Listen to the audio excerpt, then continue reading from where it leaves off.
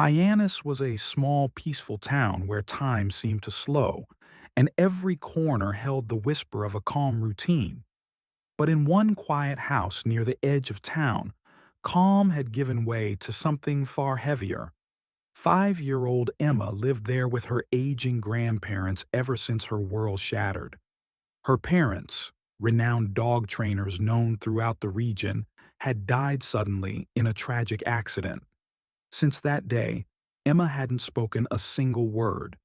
The once bright, curious little girl had retreated into silence, her eyes hollow, her small hands clinging tightly to the memory of what she'd lost. Only 6 German shepherds, the very dogs her parents had lovingly trained, remained steadfast by her side. They were more than pets. They were her only comfort, silently guarding the fragile heart of a girl drowning in grief. Before the accident, Emma's days had been filled with laughter and energy. Her parents, James and Caroline, had dedicated their lives to training service dogs, and Emma had grown up surrounded by the sound of barking, the steady rhythm of commands, and the gentle love that radiated from her family. But all of that vanished in a single cruel moment. The crash had left no survivors, and overnight, Emma's home became a hollow shell. The once vibrant little girl stopped speaking altogether.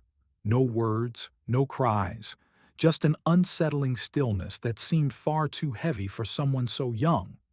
Her grandparents, Margaret and Walter, did everything they could to fill the void, but age and grief weighed on them too. They tried to comfort Emma, but her distant gaze never shifted. Her small voice never returned. The only beings who seemed to reach her were the 6 German shepherds her parents had trained so carefully. Each of them sensed Emma's sorrow in their own way. They lay beside her bed at night, followed her silently through the house, and rested their heads on her lap when she sat unmoving by the window. They never demanded, they only stayed, watching, waiting, offering quiet company to a girl who felt completely alone. Days turned into weeks, and weeks into months. Yet no matter how much time passed, Emma remained locked away in her grief. The world outside kept moving, but inside that house in Hyannis, everything stood still for Emma. The 6 dogs weren't just a memory of her parents, they were her lifeline, the only thread connecting her to the world she had lost. Every morning, before the sun fully rose over Hyannis, the same scene would quietly unfold in the small house at the end of the street. While Margaret and Walter moved about the kitchen, preparing simple breakfasts, 6 pairs of attentive eyes would already be stationed outside Emma's door. The German shepherds seemed to understand something no one else could.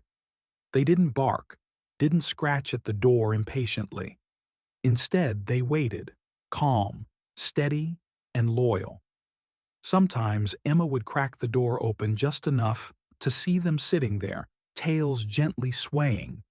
Their presence was a silent invitation, a reminder that she wasn't truly alone. Slowly, she began to sit beside them. She wouldn't speak, but she'd rest her small hand on their heads, feeling the warmth of their fur beneath her fingertips. Each dog had their own way of comforting her. Max, the eldest, would press his head firmly against her shoulder, while Luna would nudge her gently with her nose until Emma finally gave the faintest smile. They never rushed her, never asked for anything more than her company. The house felt lighter during those brief moments. Emma's grandparents noticed the subtle changes, the way she seemed to breathe a little easier when the dogs surrounded her, the way her eyes softened when they curled up at her feet. For Emma, the dogs were her constant. They reminded her of her parents without words or pictures. Every trick, every obedient gesture carried echoes of her parents' voices. But more importantly, the dogs offered something that even her loving grandparents couldn't fully provide: unwavering, wordless loyalty. Day after day, they stood by her, their quiet companionship wrapping around her like a protective shield, patiently waiting for the little girl they loved to find her way back to herself. Margaret and Walter had always done their best to hold everything together. Though their bodies were slower now and their hands often trembled from age, they poured every ounce of strength into creating a safe, stable home for Emma. But behind closed doors, reality pressed harder each day. Bills piled up on the kitchen table, veterinary costs, food expenses, utilities, and their savings dwindled faster than they could replenish it. The 6 German shepherds, as loyal and beloved as they were, required more care than their limited income could sustain. Late at night, after Emma had gone to bed, the old couple would sit quietly at the worn dining table, the silence between them heavier than words. Walter would shake his head, his eyes shining with unshed tears. Margaret's hands clutched her teacup tightly, her heart breaking at the thought of what they would have to tell Emma. One cold morning, they finally gathered the courage to speak. Emma sat at the window, one of the dogs resting its chin on her knee. Walter knelt beside her, his voice soft but strained. "Sweetheart, we've tried everything, but we might have to find new homes for the dogs." For a moment, Emma didn't react. Her small hand froze mid-stroke against Max's fur. Then, without a word, she stood up, walked past her grandparents, and disappeared into her room, closing the door quietly behind her. Inside, she curled up beneath her covers, her back turned to the world. Meals went untouched. She didn't emerge, not even when the dogs gently pawed at her door. Outside her room, the 6 German shepherds seemed restless. They paced the hallway, noses pressed against the door, ears twitching as if they understood every word spoken earlier. They didn't bark or whine, but their usual calm had shifted into something tense, uncertain. Max, the leader, would pause by the door longer than the others, his gaze steady, as though he knew exactly what was happening. Yet, whenever Emma cracked the door open even slightly, they greeted her with the same quiet strength, tails wagging gently, eyes soft, nudging her hand in encouragement. Though something deep within them sensed they might not have many days left by her side, none of them showed weakness. Instead, they stood firm, refusing to let their sorrow show, determined to lift Emma back up, if only for a little while longer. Days passed in silence after Emma heard the news. She barely moved from her room, her small figure curled tightly under the covers, as though trying to disappear. Her grandparents knocked gently, leaving food by the door, but nothing seemed to reach her. The 6 German shepherds, however, refused to give up. Each morning, they would gather outside Emma's door, sitting patiently, waiting. Then, one by one, they began bringing her their leashes, gently nudging them against the door, their eyes filled with quiet insistence. At first, Emma didn't respond, but something about their persistence, their unwavering loyalty, stirred something deep inside her. One morning, she finally opened the door. Max stood there, leash in his mouth, tail swishing slowly, eyes locked on hers. Without speaking, Emma reached down, her small fingers brushing against his head. She took the leash, then clipped it onto Max's collar. One by one, she did the same for each of the dogs, her hands steady despite the tightness in her chest. Margaret and Walter watched from the doorway, unsure of what to say, their hearts aching yet hopeful as Emma quietly led the dogs outside for the first time in days. The park was quiet that morning, dew still glistening on the grass. As Emma walked, all 6 dogs stayed perfectly in sync with her, moving with practiced ease. Passers-by paused, whispering in amazement. It wasn't every day they saw a tiny 5-year-old girl calmly leading 6 large, powerful dogs as though they were one. Some people smiled, others stared, but Emma hardly noticed. For the first time in what felt like forever, she was breathing again. Emma inhaled the crisp morning air, feeling the gentle pull of 6 leashes in her small hands. With each synchronized step of her canine companions, the crushing weight in her chest lightened ever so slightly. The dogs moved forward with quiet certainty, their steady pace whispering wordless reassurance. "We're still here. You're not alone." The park stretched before them, bathed in pale dawn light. Though Emma remained silent, a fragile peace had settled over her. The rhythmic sway of the leashes, the comforting warmth of the dogs flanking her. For the first time in months, the world didn't feel quite so broken. Then Max stopped dead. Every muscle in his powerful body tensed. His ears swiveled forward, eyes locking onto the lake's edge with laser focus. The other dogs reacted instantly, heads snapping up, bodies coiling with alert energy. Emma followed their gaze just in time to see a small figure tumble from the bank into the dark water. No splash, no scream, just silent, terrible disappearance beneath the surface. Before Emma could react, Max surged forward, his leash slipping through her fingers like smoke. The other 5 dogs moved as one, a perfectly coordinated unit springing into action. What happened next unfolded with such breathtaking precision that bystanders would later swear it looked rehearsed. Max hit the water first, his powerful strokes cutting through the lake with military precision. Luna and Rex flanked him like aquatic commandos, their movements synchronized through years of training. The remaining 3 dogs fanned out along the shore, their sharp barks slicing through the morning calm as they summoned help. Beneath the surface, Max's strong jaws closed with feather-light precision on the child's collar.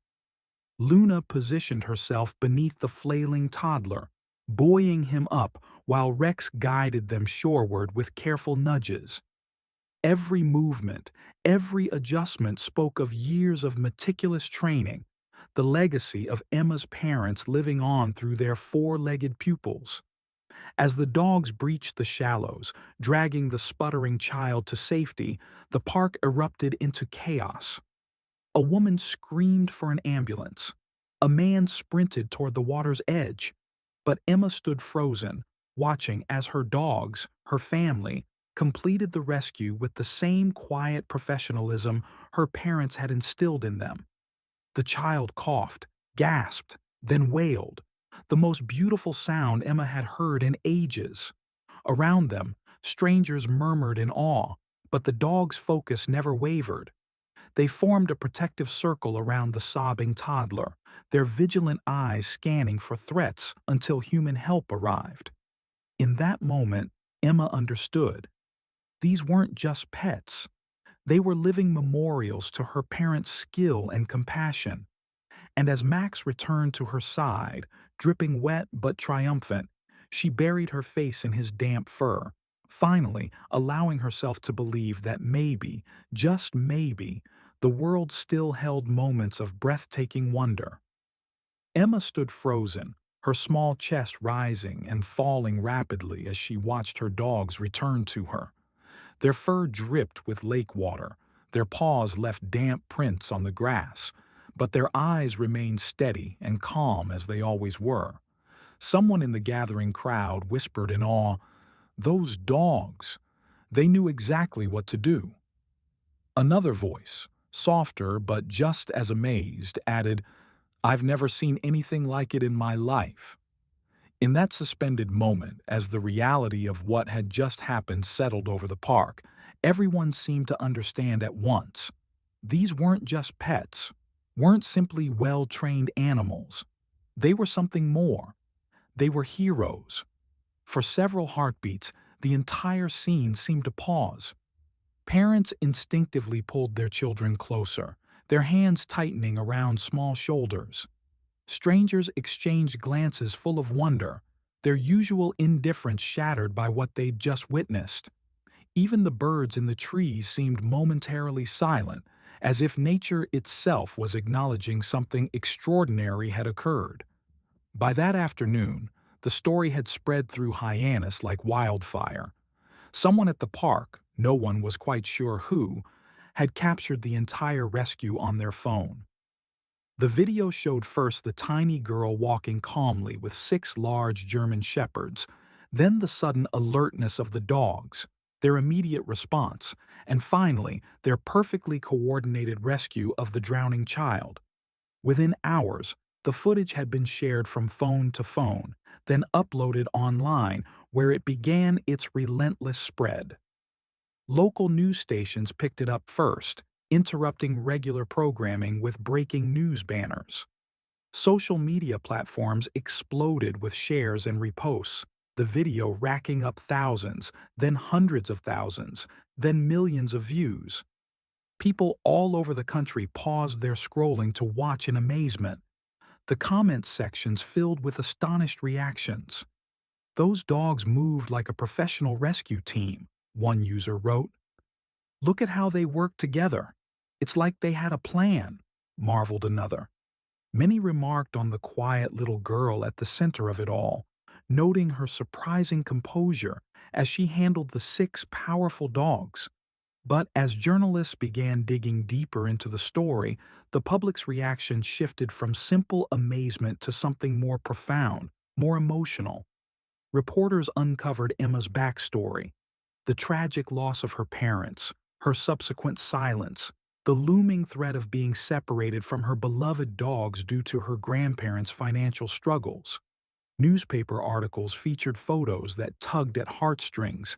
Emma, so small and solemn, standing surrounded by her protective canine companions. Max's head resting gently near her shoulder, Luna leaning against her side, the other dogs forming a living barrier between the fragile girl and the world. Across the country, people found themselves unexpectedly moved to tears by this little girl's story. The thought that after enduring so much loss, she might face yet another heartbreak, being separated from the dogs who were clearly her last connection to her parents, struck a deep chord. The response was immediate and overwhelming. Emails and messages flooded the local news stations. Social media posts were shared with urgent calls to action. Donations began as a trickle, a few dollars here, a small pledge there, but quickly swelled into a tidal wave of support. Strangers from all walks of life reached out, parents who imagined their own children in Emma's place, dog lovers who recognized the extraordinary bond between the girl and her animals, even professional organizations dedicated to service dogs and child welfare. It wasn't just pity driving this outpouring. There was something deeper at work, a collective recognition of the pure, unconditional love between Emma and her dogs, and a shared determination to protect that bond at all costs. People who had never met Emma, who knew nothing about her beyond what they'd seen in that brief video, felt compelled to help preserve the one thing that gave this silent little girl comfort. Margaret and Walter, who had spent months quietly struggling to keep everything together, found themselves utterly overwhelmed by the sudden wave of kindness. Margaret and Walter had spent countless sleepless nights, their minds racing with worries, burdened by what felt like an impossible decision. Now, their doorbell rang constantly.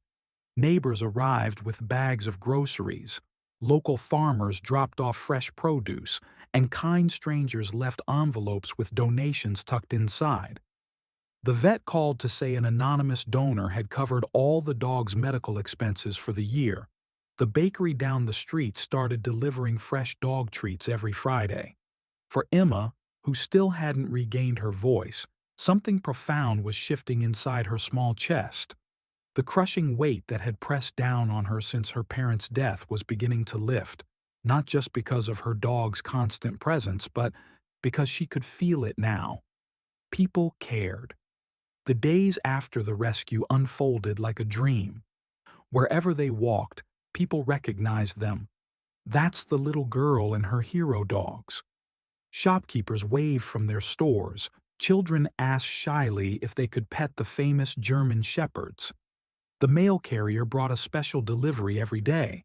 Cards from all over the country, some with drawings from other children, others with heartfelt notes from parents who'd been moved by Emma's story. The greatest change came quietly, on an ordinary afternoon when sunlight streamed through the living room windows. Emma sat cross-legged on the floor, surrounded by her 6 guardians. Max lay with his head in her lap while the others formed a protective circle around her. Her small hands moved rhythmically through Max's fur, then Luna's, then Rex's, as if she was counting them, reassuring herself they were all still there. Margaret and Walter hovered in the doorway, their breaths shallow with anticipation. They'd seen this ritual before, but today felt different. The air hummed with possibility. Then, a sound so soft they almost missed it. Max. The name floated through the room like the first snowflake of winter. Max's head snapped up instantly, his ears pricked forward. Luna let out a quiet woof of encouragement. Emma took a shuddering breath. Max, Luna, Rex. Each name came stronger than the last. Shadow, Bella, Duke. Her voice, unused for so long, wavered but didn't break. The dogs erupted into joyful movement. Tails thumped against the floor. Warm tongues licked her cheeks. Max pressed his forehead against hers in the special way he always did when she needed comfort most. Across the room, Margaret clutched Walter's arm, tears streaming down her face. Walter, usually so stoic, wiped at his eyes with his sleeve. Emma's voice, her real voice, not just a whisper, filled the house for the first time in over a year. Not crying out in fear, not screaming from nightmares, but speaking with love to the creatures who had never left her side. The dogs responded as they always had, with quiet devotion. They circled her, their bodies forming a living fortress. Some licked away the tears she didn't realize she'd shed. Others simply leaned against her, their steady warmth seeping through her clothes. In that moment, surrounded by unconditional love from both her canine family and the community that had rallied around her, Emma did something she hadn't done since before the accident. She smiled. A real, genuine smile that reached her eyes and lit up her whole face. The house that had felt so empty, so haunted by absence, suddenly felt full again. Not just with noise and activity, but with something far more precious. Hope. And just like that, through the unbreakable bond between a girl and her dogs, Emma found her way back to the world. What do you think makes the connection between children and animals so powerful? Have you ever witnessed a bond like Emma's with her dogs? Share your thoughts in the comments below. If this story moved you, please consider sharing it. You never know who might need to hear about the healing power of love today. Don't forget to subscribe for more heartwarming tales of courage and connection.